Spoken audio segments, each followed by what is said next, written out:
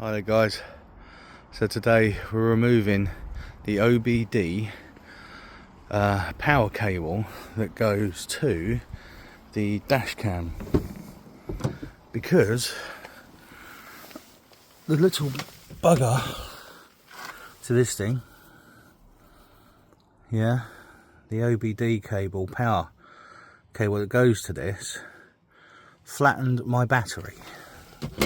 After Health has said to me that, oh no, it will cut off after a certain amount of volts, and it didn't.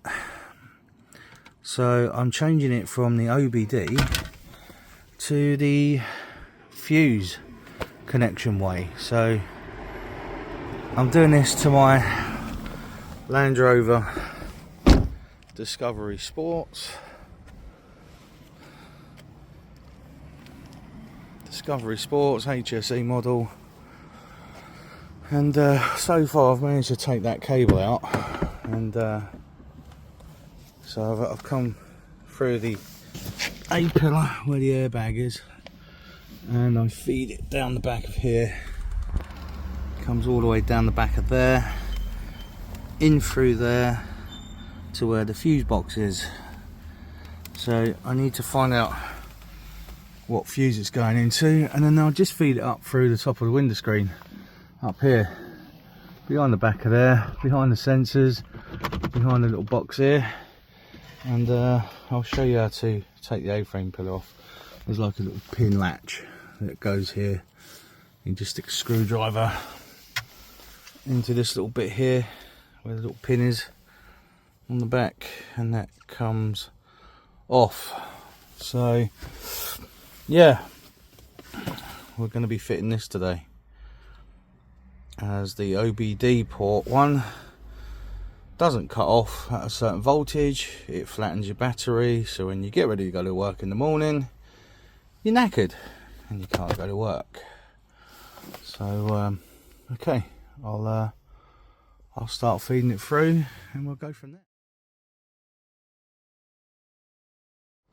Okay, so coming back to this, we need to find a fuse for the power supply. So in the glove box, in the back here, oh 2 seconds, just get the mat lean on. So I'm not cutting these up now, do we? So in the glove box you have a little fuse panel. So we're going to pop this off. It is awkward because some reason it don't come off. So there's the fuse panel off, glove box. Okay, so we're back here. We've taken the panel off under the glove box, okay, and the Range Rover Discovery Sports HSE. Here is the fuse board. It is well hidden. So if you don't have one of these books with your car, I'm going to show you now that the ideal fuse to use is number 52, 20 volt yellow cigar lighter, which I can only think it's going to be this one here, which mine is already a voltage for a USB connector. So I've now got to find fuse number 52 and remove that. I'll be right back. Okay guys, so fuse 52 is the cigarette one, which is just there, this one here. Okay, so a bit of an update. So because the fuse board is now under the glove box, as we well know, as we can see, we're going to have to take this A-frame pillar off and come through the side here. So as I was saying earlier, just a small screwdriver. I'm going to pop that off just like that. So that just pops off, pulls to one side, and just inside there is a little clip. You can't see too well, but there is a little clip. So basically you stick your screwdriver on the clip, push it down, and I'm not sure I'm going to be able to do this. Probably not. Well, let me just take it off and I'll show you how. Okay, so that's off. That's the pin there, and make sure that you pull it right out so this is clear from this little bit here, otherwise you can't pull it up and out. And then don't forget to take the side panel and the rubber trim on the door. That's all you got to do. And now I just got to find my little route. I'm going to go behind the gap here like I did the other side, down through here, and through the side there into the fuse area. Okay, I'll be right back. Kit we're fitting. So we've got our fuses, which are here. They're all different sizes. So you've got large, you've got medium. My finger's out the way, a medium. And then we've got a small, which we're going to be using with the yellow fuse, which plugs into the little slot beside it. You get the main cable, as I just said. Main cable, that's all there, with the live and the negative. And you get this little box thing, which you have to wrap the cable round. So we'll do that in a minute. But yeah, that's where I got it. That's what it is, and I got it from Halfords. And I'll always buy it from Halfords, to be honest, because if anything's broken, then I've got a receipt, I can take it back and replace it. You can buy a little kit which is similar on eBay for about £9 or £12.99. All depends what you want to spend really, but if you want to be safe and sure, then you know, always buy it from a retail, because then you're guaranteed to get a replacement. Okay guys, so let's get going. I'll get fitting it.